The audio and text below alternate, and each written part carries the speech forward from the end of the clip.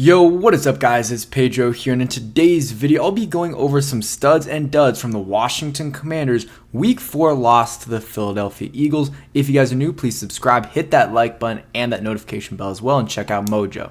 I will be announcing the giveaway winner of the Jahan Dotson jersey later tonight, so this is your last chance to go ahead and check out Mojo. Link in the description. If you download it, you're entered. Just let me know that you did in the comment section or Twitter.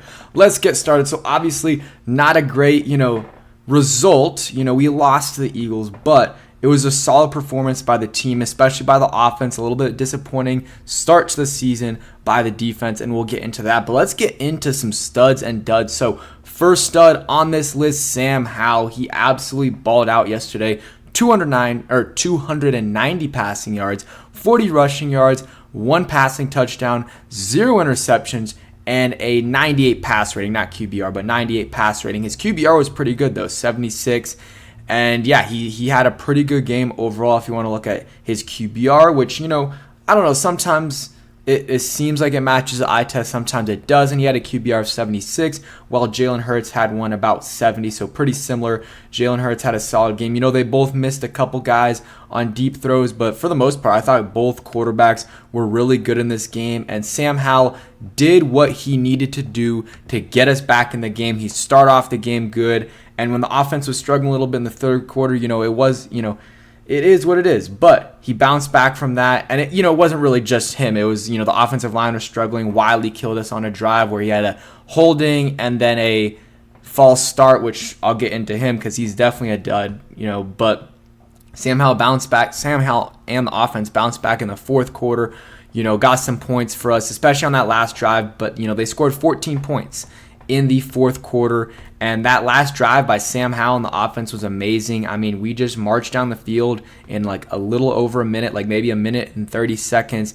I think he hit Byron Pringle on that drive, hit Terry on that. He might have hit Terry on that drive and hit Jahan at the end there for a touchdown with zeros on the clock. And you can debate whether they should have gone for 2 or not. It is what it is. I didn't have a huge issue with Ron not going for it because here's the thing. It could have worked out differently where we didn't get the ball to start OT, but we did get the ball to start OT. So we had a chance to win. We just didn't score, and Terry was barely out of bounds, which was unfortunate. At least that's what they called. So it is what it is. But Sam Howell had a good game. Only thing I would say the knock on him, still the 5 sacks. They're not all on him, but took a little bit too many sacks. And he missed a couple guys, on deep throws. Missed Terry on a deep pass, and then he also missed he underthrew De'Ami Brown a little bit, but besides that, he was really good in this game. Probably give him like a B+ grade. Just for me, for a quarterback to get a A grade or A+, it has to be an absolutely outstanding performance. It was a good performance, and I feel much better about Sam Howell and the chances of him being our guy in the future. But like for me, an A would have been like similar completion numbers, like 29 to 41, maybe like 330, 3 touchdowns, no interceptions, and then maybe the sacks go down from 5 to 2. Again, some of those were not his fault. Wiley got beat a couple times bad, but there were a couple that were his fault, and then maybe if he hits Terry. But I'm nitpicking here. He had a really good game for the Commanders, and if they would have won, he would have been one of the reasons that they won the game. He was definitely not one of the reasons they lost the game. Honestly, not many guys on the offensive side of the ball were reasons they lost this game. I'll get into a couple, but Sam Howell definitely gets a game ball. Another guy, Terry McLaurin, was he outstanding? I mean, he didn't go over 100 yards, but I thought he had one of his best games of the season, probably second best or first. He had the most yards I think he had in a game this season, 8 catches, 86 yards, and was efficient. Like, he got targeted 10 times, and he caught 8 of those passes. He also drew 1 or 2 pass interferences or holdings, and he had that catch at the end where it was so close, and that wasn't really on him. It was a really good throw by Howell, and he got his foot inbounds on the player's arm, and then maybe even inbounds on the turf later on. It was really hard to tell. I think he did get it in, but it was tough. But he had a good game and could have had even a better game if Hal hit him on that long pass. But he was productive yesterday. Was our best receiver. He's been our best receiver this year, and just got to give him his props. And he has always done pretty well against the Eagles and Darius Slay.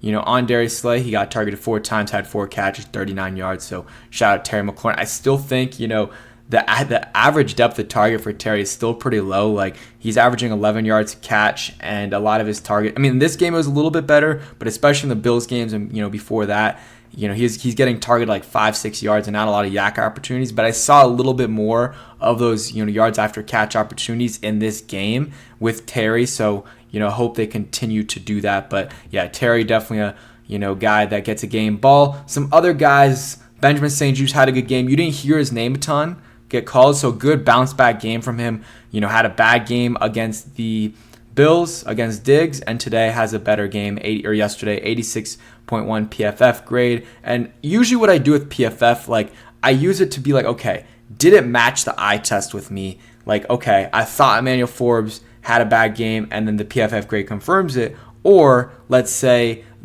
I thought Manuel Forbes had a good game, but then the PFF grade says otherwise, like something like that. That's how I kind of use it. And I thought, Benjamin St-Juste, you didn't hear his name much, and that's pretty good for a corner. And I guess that's why he had a good grade. I think De'Ami Brown, he was good yesterday. 2 catches, I think 52 yards. Let's see, 2 catches, 51 yards. And yeah, he got targeted one other time, and it was a deep ball. Could have been pass interference. It was also underthrown, but he was there, so want to give him a little bit of props there. We already talked about Sam Howell, talked about Terry, which again, those things match my eye test. And then Charles Leno, I didn't really hear his name too much, so I don't know if I'm going to give him a game ball, but maybe a hat tip, because it seems like he was okay in this game. So, and let's see, last guy that I want to give a game ball to is Chase Young, or maybe a hat tip, maybe not a game ball, but through 3 games this year, he's 3 sacks, 16 pressures, and 11 QB hurries. And, was he outstanding? No. Was he a game record? No, he was not. But I think out of anyone on the D-line, he had the best game. He was, getting pressures, affecting Jalen Hurts a little bit, and he did get a sack and a couple QB hits. So I think he deserves a little bit of credit there. And hopefully the D-line can play better in the future. But I thought Chase Young had a solid game. And, again, not necessarily a game wrecker like he's been in the past. Like, I thought he was, his best game was the Broncos game. But after that, I think this was his second best game. And the last game against the Bills was his worst game. But I think he's had a solid, start to his season this year. 3 sacks through 3 games. You can't ask for much more than that. And yeah, let's keep it going for Chase Young. So those are kind of the studs. A couple other hat tips I would give.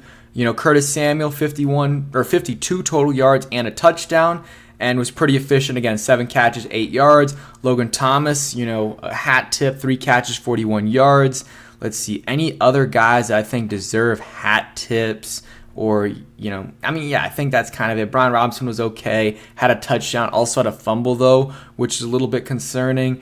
And then, besides that on offense, I don't think any other hat tips. And on defense, I think Cam Curl had a solid game. And Jamin Davis had an up and down game. I think the start of his game was really good, and the back half of it wasn't great. Real quick, a word from our sponsor. And a huge shout out to Mojo Fantasy for sponsoring this video. They recently just launched a new app called Mojo Fantasy, and it's new, exciting, and innovating. They've got thousands of NFL and MLB props that you can bet on, and you're competing against your friends, other NFL fans, and other NFC East fans, instead of against the books, which these other apps aren't offering that opportunity. You can also pull out out of any prop whenever you want. So if the prop isn't doing well and you want to just make some money at the end, you can go ahead and do that instead of losing all of your money on that prop. And I've partnered with them, and I'm going to be giving away a Jahan Dotson signed jersey. I will be announcing the giveaway winner later tonight. So this is your last chance to join that giveaway. All you got to do is download the app and send me a screenshot, or just comment you're done in the comment section below, and you're entered. We'll pick a winner later tonight. So excited about that. Make sure you guys check them out. A couple props I feel good about in tonight's game. Daniel Jones under 1.5 passing touchdowns, and I feel good about the Tyler Lockett props. I think he will have a good day for the Seahawks. I have him over 48.5 receiving yards and over 4.5 receptions. Check them out, Mojo Fantasy, link in the description. Alrighty, so let's go into the duds. Andrew Wiley, number 1 on the list, allowed 7 pressures, 5 QB hurries, a QB hit, and a sack of Sam Howell. also had a false start or a holding. He had at least two. I think he had two penalties. And you just can't do that, man. Yeah, I think it was back-to-back plays. You just cannot do that. He's been terrible this year. There's no other way to put it.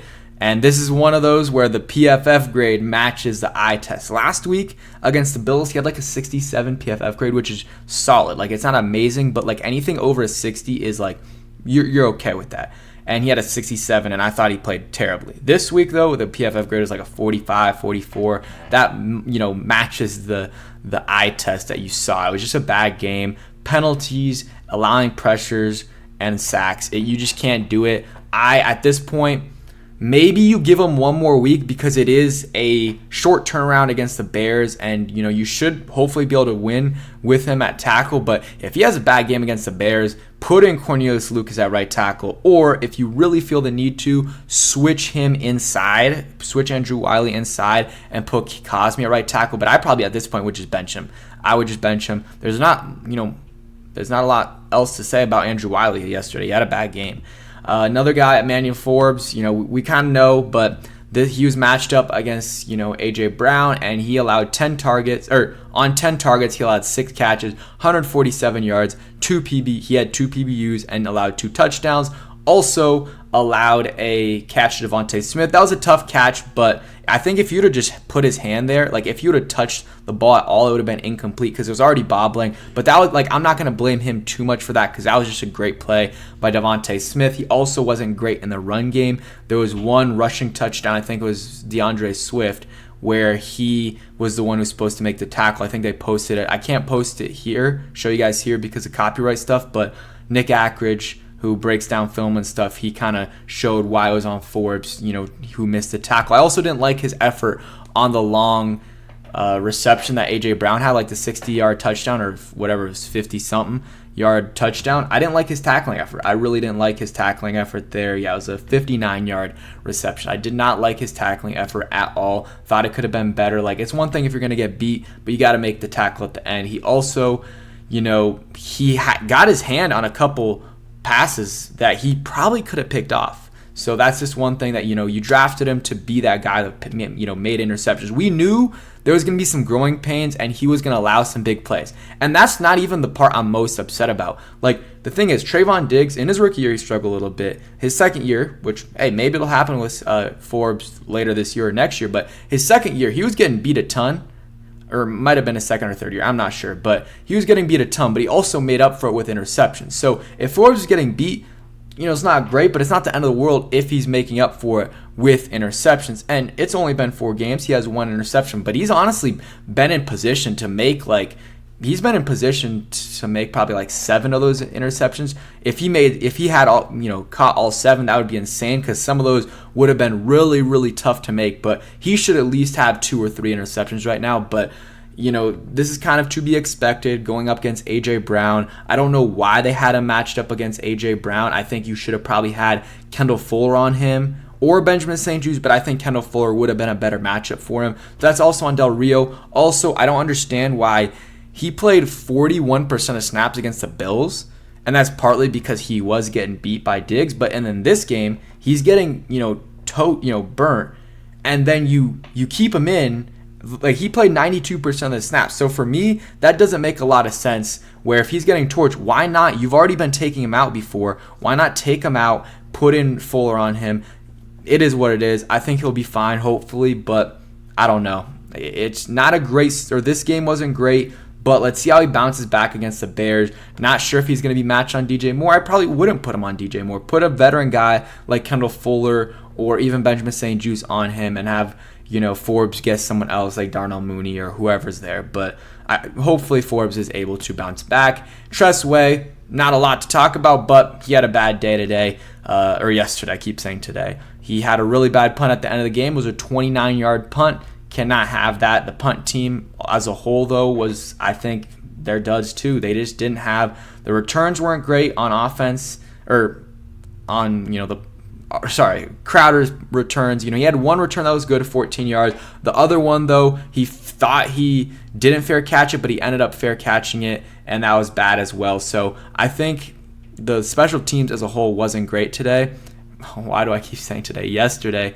But Tressway was one of those guys. Not a lot of times where we, are bashing him or criticizing him because he always has, almost always has good games. But yesterday was a game where part of it was on him. And I don't know how many times you can say that. Because if we get a better punt there, who knows if we are able to stop him and, stop him before they get in a field goal range and we get the ball back.